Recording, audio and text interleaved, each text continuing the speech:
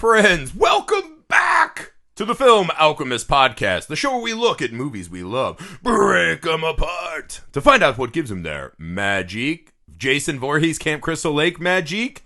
I'm your host, Josh Griffey, joined again on this journey to Camp Crystal Lake by my friend and co-host, Jamin Mink. Jamin Mink, returning Friday the 13th expert and champion.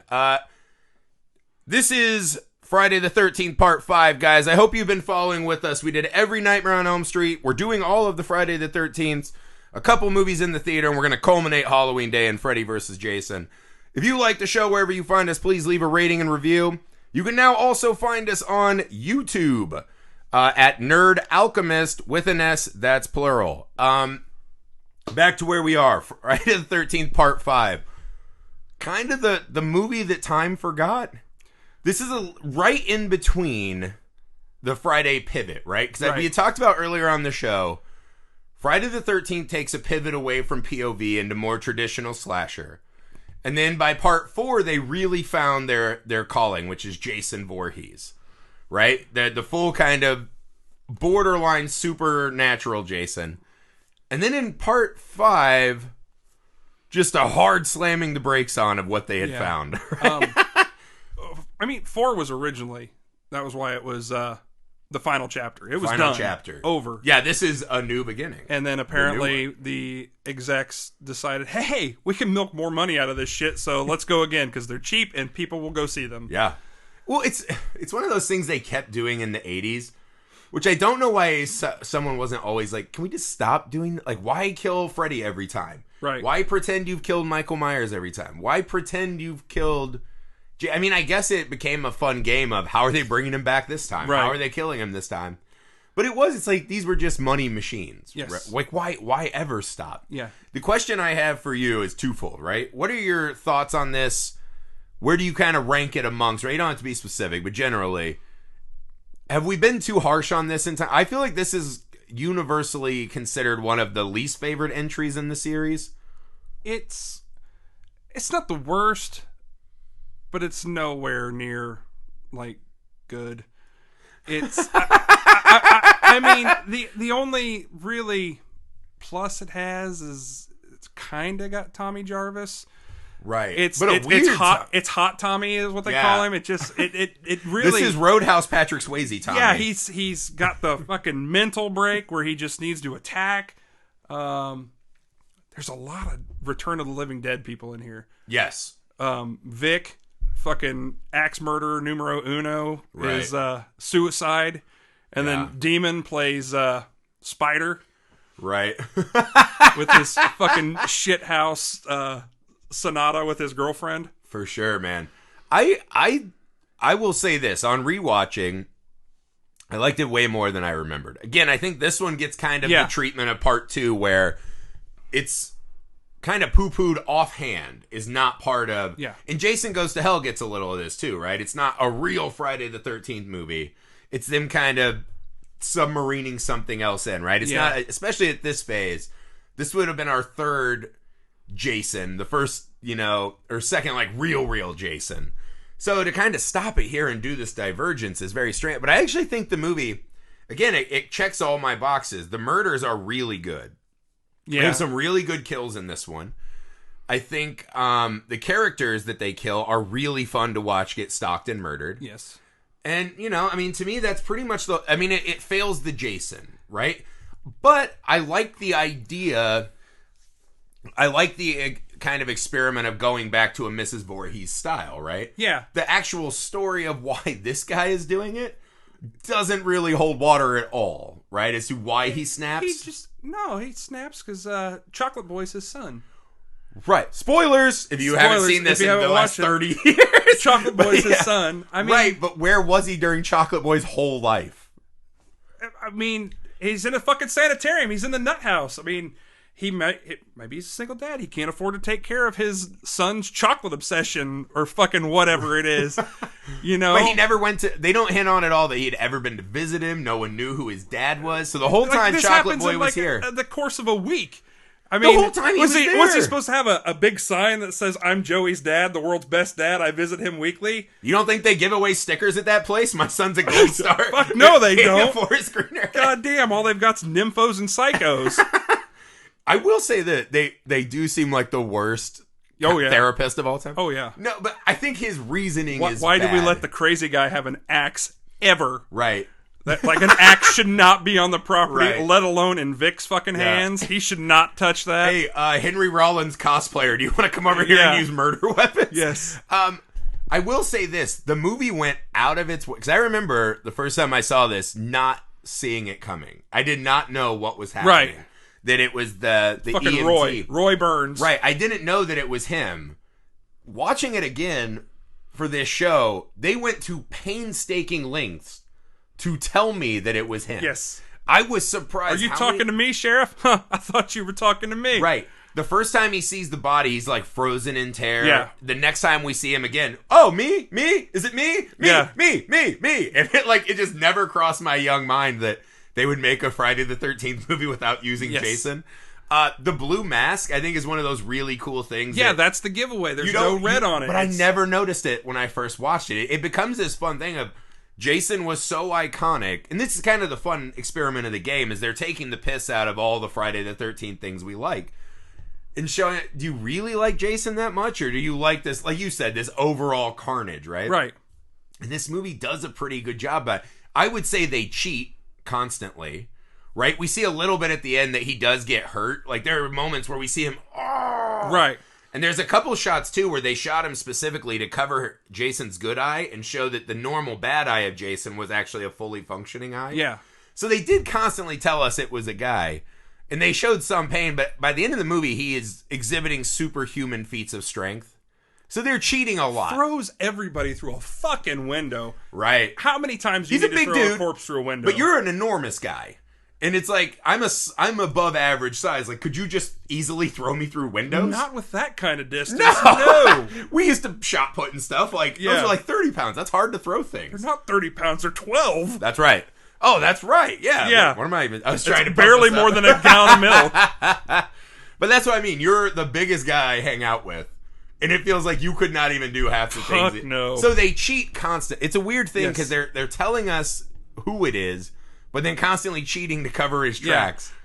And again, he's picking up the corpses. He's like, "Hey, weird guy, help me lift this body up that I could probably lift by myself 3 times over." Right. That I already did lift. He's picking up his own handiwork. I already killed this guy, and I threw him here. So I need you to help me pick this part up. And I need you to take the heavy end, because I can't lift the heavy end. I'm too old and decrepit. And...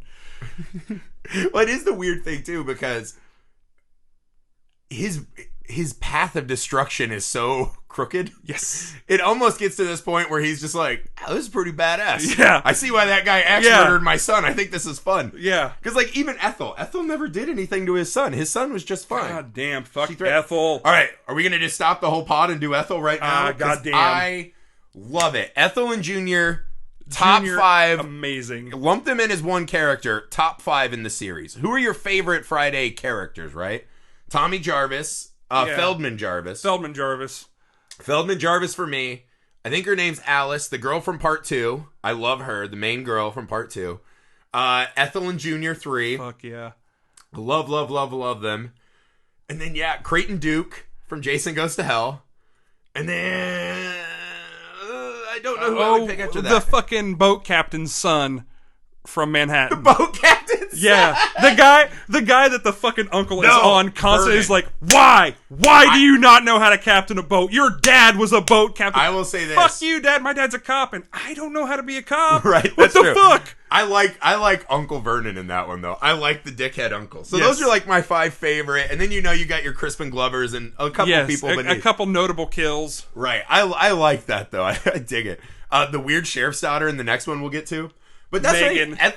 Ethel and Junior are way up on the list to me. Oh, I like the every scene they're shitty in this deputy movie. in the next one with this fucking giant laser pointer on his gun. Where the red dot is goes bang. And I'm like, I'm not sure that's how. The greatest single word line in movie history. Megan. Yeah, it's just fucking terrible. But I don't know. So Ethel and Junior. here we have the unwashed, Oh my God. unloved dregs of society. They are straight out of Texas Chainsaw. Yeah, well, it's funny, too, because they pair them immediately. So what we see is we have a therapy center with the worst therapist ever. Oh, yeah. Where Tommy is dropped off by a terrible ambulance driver who's just looking at porn, right, as he's transporting this guy. Also being like, hey, fuck you if you don't get out, fuck you. Yeah. And later we see he's just a cocaine fiend anyways.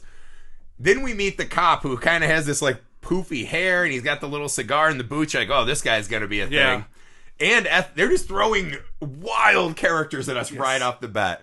Ethel's beef is she lives next to this is kind of an outdoor hippie therapy mental asylum. Like, all these people have committed serious crimes. Yes, they have, even though they don't look like it at all. Way too much free reign to, like, walk around. And anybody that's been in any form of the criminal justice system knows these fucking people cannot go walk around willy-nilly like that, right? Let alone fuck on her front yard. Well, they do so many, like, interesting characters off the bat. The first thing you notice is there's one or two people that look just purely like murdering psychopaths at this place. And then everyone else looks exactly like every teenager we've ever seen at Crystal Lake, right? Yeah. So he doesn't feel like an insane asylum other than Tommy and axe chopping guy. Yeah. And then Chocolate Boy clearly needs help. I don't know that he needs to be in, like, a home for the criminally insane. Maybe he's like a murderer. He just, like, chocolate is his thing. Mother gave me this chocolate. You know? They talk to Roy at the house, and he's like, how did you know it's my boy? They're just Hershey thumbprints on it. Everything. Everything was covered in Hershey thumbprints. But we're just meeting so many wildly fun characters so fast. So Ethel and Junior come up on his dirt bike. She's mad that they're fucking on his yard. And she is weirdly caressing her child, which is the fucking weirdest. She's the best. And if I'm being honest, Ethel is the best character that's ever been in a Friday the 13th movie. I also like the lady that runs the diner in Part 9. She's very Ethel-esque, right? Jason Goes to Hell. The big lady with the red beehive. They're very much the same character. But Ethel is the queen of all of this, right? She's the best character. Threatens to just murder all of these kids and the cops. In front of the cops. Right to the cop's face. And I will murder all of you if I see you on my property again. And your dad is kind of a smaller country town sheriff. I'm like, is this just something that happens in, like, the Second Amendment belt? Where your constituents are just like, I'll shoot you. And you're just like, I will shoot you. I know you say that every time we see each other. Every time you say you're going to do that. And I just kind of take it as a grain of salt, I guess. It's the weird dynamic of, I am a police officer sworn to uphold the law. Yeah. I have to deal with you so often. Yeah. Right? And at what point does a felony intimidation just go, no, I'm just not worth the fucking paperwork anymore. You're clearly a problem that I have to know you by first name basis. And also, I don't really think you'll kill me. Right. But also, don't fuck on her yard, guys, because she might kill you. Yeah. Ethel's a big problem. It's like, you shouldn't fuck on her yard. Just because you shouldn't probably fuck on people's yards. I mean, if you want to fuck on your yard, I guess, but like, I will say this: my yard is open for fucking. I'm totally for people fucking more and more happily and consensually. I think it'd make the world a better place. We'll do our Tommy Jarvis impression and watch, but we'll keep a distance and let you do your business. We're watching like Tommy in Part 4, not Tommy in this one. Yeah, not creepy Tommy, not crazy Tommy. I'm all for people fucking in everyone's yards. I think it's just a better world. It's a better world. But what I like about Ethel, too, is that she even hates her own son. Oh, God. Violently hates her. Why would she? There's nothing to not hate about that kid. Do you think, though, that she should pull it back because she's directly responsible for his life? She has made Junior the man that he is today. Maybe that's the story is her hate for herself. She just is so mean to him. It's her way to hate herself more effectively. To know that she's failed as a mother, except for that fucking stew. Yeah. I mean, I can't really figure out in my brain what it's like. You know, it'd be the equivalent of you've locked a child in a basement, never let them see daylight, and they eat only human flesh that you give them. Right. And then get mad that they break out and eat the mailman and are pale. It's like, you made them exactly this. You can't be mad at them for that. Right. She is directly responsible for Junior's outcome, right? Yes. And all she does is, Junior, shut the fuck up, you dildo. Yes. Just constantly berating him.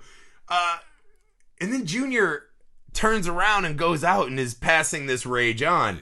It's just so fun, man. I don't know that there's like a deeper thing. I always try to do these like deeper dives. There's no. It's just fun. That's why Friday the 13th's great. There's nothing deep about it. It is what it is. If you want to read into it, fucking read into it. If Junior not, and that's what it Ethel's is. death, though, right? Because Junior coming back, he hurt me, mama.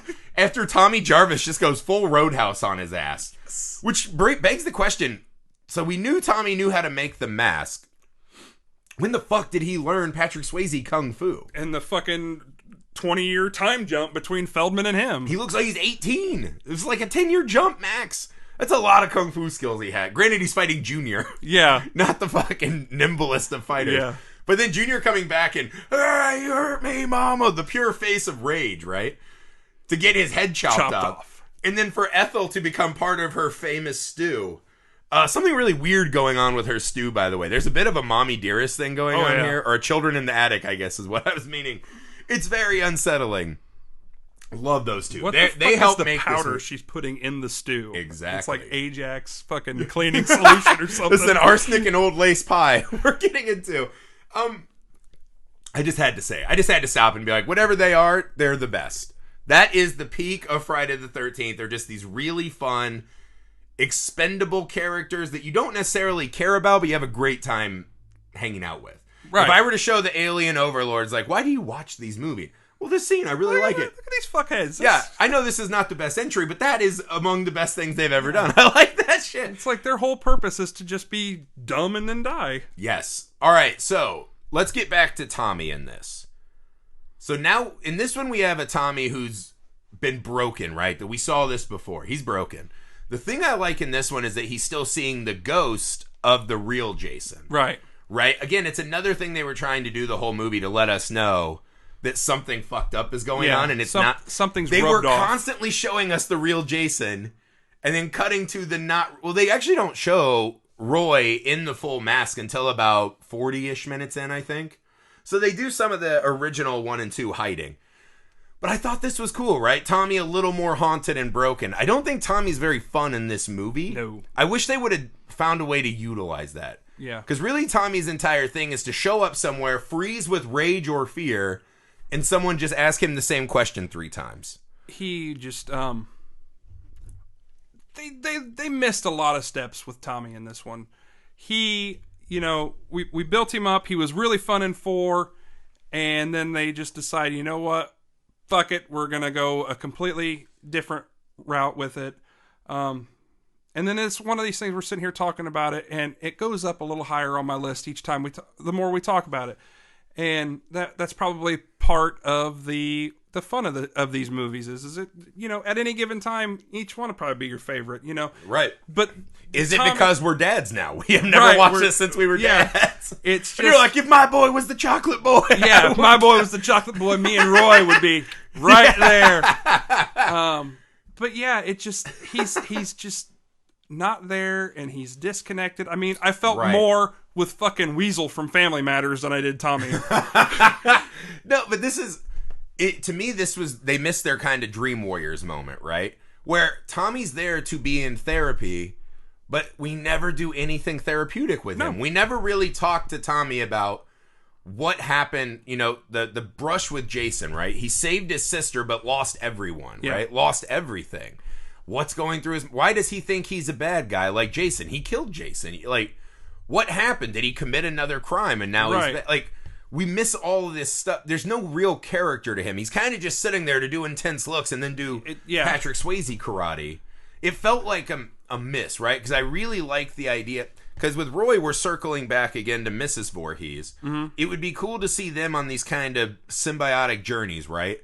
That Roy dealing with maybe a Voorhees-like incident with a child who needed more help. Roy becoming Pamela. Maybe Tommy could have become Rob from 4. Right. Or he's even kind of a Jason himself. He's going to avenge like his mom's murder and stuff. Right. But they just kind of... There we go. I think that we need a spot. That to me, see, I wouldn't knock this movie because it doesn't have Jason as we know him. Right. To me, the not using Tommy more efficiently. Because especially this movie has wild characters everywhere. Mm-hmm. Almost every character is this really fun, bigger than life caricature, which is so much fun to spend time with. And then Tommy's just there to to just... He just shakes. He shakes and stares. He didn't bring a whole lot to the table, and that's what really sucks because, you know, Tommy 4 is awesome, and I like Tommy 6, but Tommy 5 is... You missed with Tommy 5. And this, to me, is the movie where every person in the movie is having wild mood fluctuations. Yes. Like, Ethel and Junior are insane. Roy's obviously going through it, right? There's the cocaine-ians. Like, everyone is just these wild out there. There's the nymphomaniacs in the woods. Yes. The guy who's just so tired of someone critiquing his axe chopping that he murders this poor guy in cold blood in the middle of the day. There's a lot going on. And really hacks him apart. Really goes Lord, at... if you're going to kill someone... Right? Get your money's worth. May as well. If you're gonna do it right. God damn it. That's what our Midwestern dads would say. I'm going down for a while, so I'm going down. Right. But again, little bit of story flaws here and there, right? And again, not with Roy, with Tommy. This movie has really good kills. I really like the kills. This has maybe my favorite kill in all of the Fridays, which I thought was weird. I like the belt. Even though when they cut back the second time, he's twisting the other direction. I see stuff like that. Like, I'm one of the... It's so funny. I used to work in post-production at Fox Television Studios, but I am the worst at catching, like, cutting continuity errors. I'm one of those guys, like, I could watch a show on VHS. I don't give a fuck about anything technical, as long as I'm in the mindset. You're in the moment. You get what he's doing, even though with his hands, you're twisting the wrong direction. Because to me, I'm going, ah! I'm like, that's so fucking cool. See, I like the edge trimmers. Eyes. The fucking eyes were rough. The eyes were rough. And also, it's weird, because I thought he was aiming for her boobs. See, I thought he was aiming for, like, her neck, but then when they show it, you're like, fuck, it's her eyes! This movie has a lot of that, like, instant catharsis of a young boy, where they spend a lot of time with that young lady being like, boobs. Yeah. Think of boobs. Boobs. Yeah. Boobs. And so, when he goes for the double axe, I'm like, well, of course he has two blades to hit the boobs, right? Like, I don't know why. I was, like, instantly made like a 12-year-old boy. Boobs? Yeah, I'm like... Could you even be around this character without thinking of boobs? Like, how did you even think? You know, it's the classic, my eyes are up here. Right. I'm sorry, I totally missed that part because the director did not want me to think about you as a person. He wanted to make sure you could still see the boobs and the blood. Right. I like the scene that I really loved. I love the diner scene, right? Mm-hmm. Where her and the creepy EMT. He's just such a funny guy in that moment because you know this guy. It's one of those things. It's not the best, right? You know when he pulls that visor down, there's cocaine in that visor. You know exactly what's going to happen. He's like, he needs some coffee. Oh, not coffee, cocaine. Yeah, right. What I love, though, is this is when two-dimensional stereotypical characters totally work in your favor. Because he's the guy you immediately get it. You're like, bald, still trying. Yes. He definitely dyes his mustache. Leather jacket, muscle car, cocaine. The kind of Journey-esque rock band. Yeah. Girl who's way more attractive and younger than him. Yep. It's just you instantly get this guy. It's the guy whose daughter had a sleepover and picked up her hot friend. It's like, midlife crisis we call away. That the American Beauty. Yeah. Yep. Kevin Spacey before Spacey. Jesus. Before Kevin Spacey was a real Roy, as we learned. Yeah, man. But that scene to me is some of the best stuff they can do, right? She's in there like spraying. This is something they always do in Fridays. We just never address. Fucking Banaka in the boobs. So minty boobs. Like it. First off, big fan of that. Secondly, I maybe have been doing sex wrong my whole life, right? I've had a good amount of sex in my life. Never have I been in the throes of starting lovemaking and be like, time out, I'm going to go freshen up. But teenagers are constantly doing that in Friday the 13th where a girl, like they'll start making out, maybe like some feels up, and then they'll be like, hold on a sec. My bush is not perfect. Yeah. I need to go trim. I need to get the topiary just right. I'm going to be upstairs in a robe, brushing my hair, getting ready for the 2 minutes of high school boy sex that's coming. Yep. And this guy, too, does not seem like he's going to the limits, right? Oh, yeah. So it's just so fucking funny. But the kills are good, man. I really like the car door kill. They just had... This movie is just really fun, right? This is what I take back. Is I get that it's not Jason. Tommy Jarvis is a bit of a mess, but this movie is wildly fun. Mm-hmm. The kills and the horror scenes work, right? Case in point, This is what I would have done with the movie. And I hate doing that, like, if I had written the movie. Right. I think it's, like, kind of a bullshit thing to do, but, you know, we've done 10 of these movies, right? We got to have stuff to talk about. I think they missed with Reggie the Reckless. I think he was our Tommy Jarvis-like new character we could have run with. Mm-hmm. I really liked Reggie in this. I really liked Reggie's grandpa, and I really liked his brother.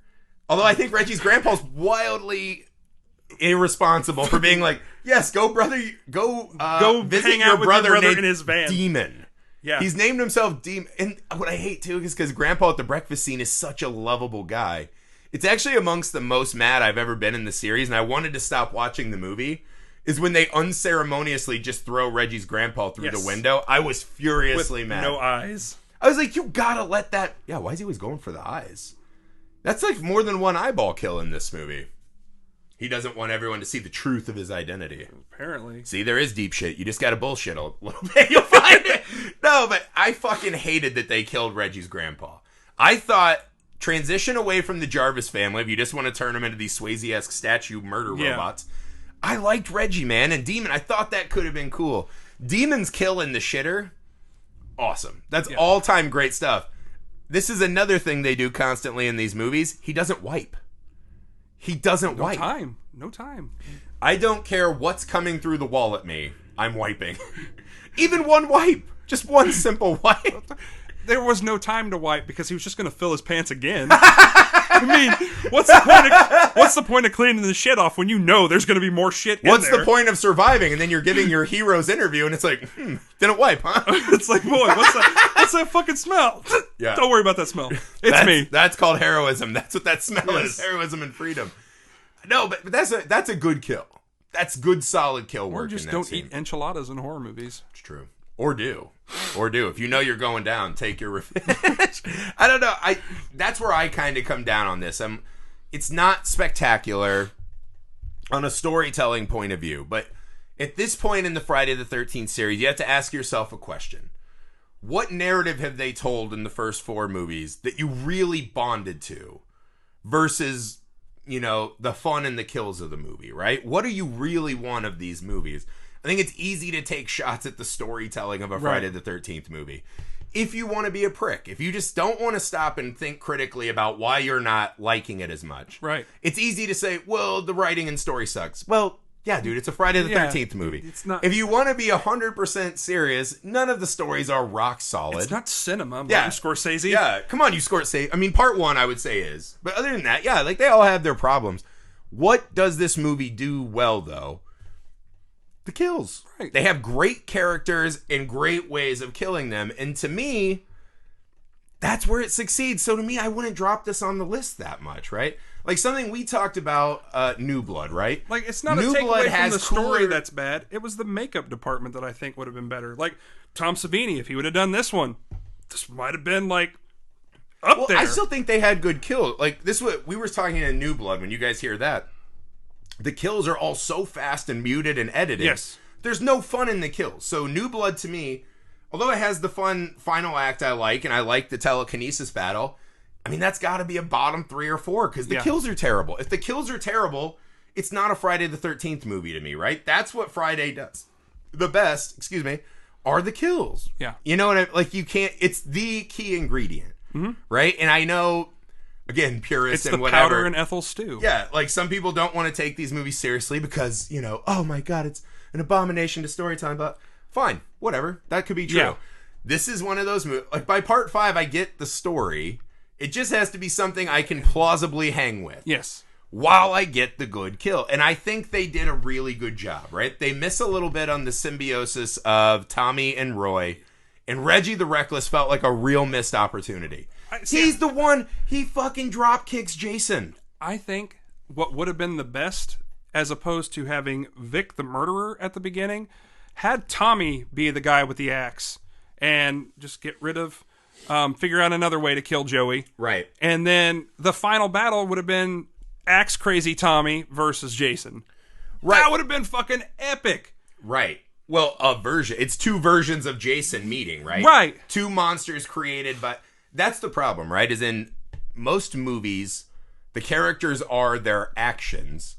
And Tommy has no actions. Right. He doesn't act. Roy does. Roy has a response to an action, right? Roy's a character. Tommy has no character because he doesn't respond to anything. Yeah. Reggie does. Right? A couple other characters do. The counselors never do. Yeah. All the counselors do is like, stay here by yourself in this perfect slaughter room. As opposed to having Tommy just show up and chop a hand off. Right. I will say this, though. The lady counselor really goes hard at the end. She really puts it on the line fighting for Reggie. I read something that was pretty funny. Apparently, she hated her wardrobe and thought it was garbage for the whole movie. So they just decided, you know what, we're just going to douse you with water. And she was super cool with it and like wanted to make sure it was raining even longer because she said she looked better when the shirt was wet. They definitely gave her there's danger, but she has like the tied-on sweater and shit. Yeah, I thought her and Reggie at the end, that to me was where I started to find something to latch on to. Yeah. That seemed like a cool relationship. That's what I wanted. I wanted Reggie and his granddad, maybe. Like, maybe turn the granddad into his grandmother that opened this place. It felt like a lot of things just added in, and they never quite took the time to feel like, what's the most efficient way to do these things, right? Because if that was Reggie's grandmother's facility, right? Yeah. And maybe Demon's one of the kids there they're trying to help. Like, you can kind of run them. They have all the pieces. They just feel like they're a little jumbled. It wanted to be a better movie than it was. Right. Whole movie should aspire to that. They had all these. It feels like they had all these great ideas, but they muted them to do other stuff in its place. And it's like you should have just picked something and ran with that idea. This is the classic subtraction by addition. Yeah. They just kept adding. Like, it's pretty cool. Yeah. Like, Demon's pretty cool. Right? Could have been, like, Tommy Jarvis doing karate. That's pretty cool. Yeah. Junior and Ethel are fucking super cool. Metal as fuck. Right? Roy, that's cool. Cocaine, middle-aged sad guy. Cool. Yeah. Right? But it's just, it could have been a little more streamlined for me. But at the end of the day, it's super fun. The kills are great, and the characters are great. So you've got two of the three pillars of a classic Friday the 13th movie. Right. I think this is a top half Friday movie, man. Yeah, I like this better than The New Blood. I like this better than Jason Goes to Hell barely. I like it better than 3. So I mean, to me, it's like right in that ballpark. It's right in the middle. It's a top half. Yeah, it's not a like I said before. At any given time, thinking about it, you get nostalgic, get the feels, and it might go up, might go down. It's not the worst entry for Friday the 13th, but it is what it is. It's Blue Mask. Right. I mean, that's the thing, too. Reggie kills the guy. It's cool. We find out he's been masking himself. It's a fun little reveal. It's a fun game. And then at the end, we have our classic, Tommy puts on the mask. Yeah. Right? They do the thing I hate, though, which is the double dream. Like, it's a dream, but is this a dream, too? It's a dream. Whoa. The double dream thing, that's a classic Friday problem. They do at the end of every Friday almost is anything we just saw real? Right. But when Tommy jumps out of the window... Or we think he does. And they close the door and he's in the mask with the knife. Yeah. Or machete. You're like, this is cool. It's a fun final. Friday usually nails the final image. Even if it's not the last thing you see, sadly. Yeah. They usually have a good closing image. And this one is. Do I want to watch Tommy Jarvis as Jason? No. We just did that movie this whole time. Yeah. And you proved to us that it's better when it's Jason being Jason. Yeah. But it was fun. It's a fun movie. It has a good closing image. The characters are fucking phenomenally fun to kill. I think it's a top half movie. It's one of those, again, I think both the movies where it's not, or all three of them that aren't Jason official, people they downgrade it before the movie even starts, and I don't think it's fair because this has some really good filmmaking in it. Yep. The script writing a little loose, but these movies were flying out at that time. Yeah. These were not like long, well thought out productions, right? Yeah. So I think it was a fun movie, man. I hope you guys enjoyed the new beginning of Friday the 13th. Jamin and I will be back for part 6, The New Blood. Definitely Jason one of my favorite. The next one. What did I say? Part 6. We're on part 6 is Jason Lives. See, this is why I have a Freddy or Jason expert. I can't keep anything straight. This is Jason Lives. We'll do The New Blood too, man, with Jamin. You'll hear that. Leave us a rating and review wherever you find the podcast. Find us on YouTube at Nerd Alchemist, plural with an S at the end. Make sure that you subscribe, share it with all your friends. Join us again for Jason Lives. For the film Alchemist, I'm Josh Griffey. I'm Jamin. He's Jamin. Or is he? You've always been more of a junior to me. He hurt me, Mom. He hurt me, Mom!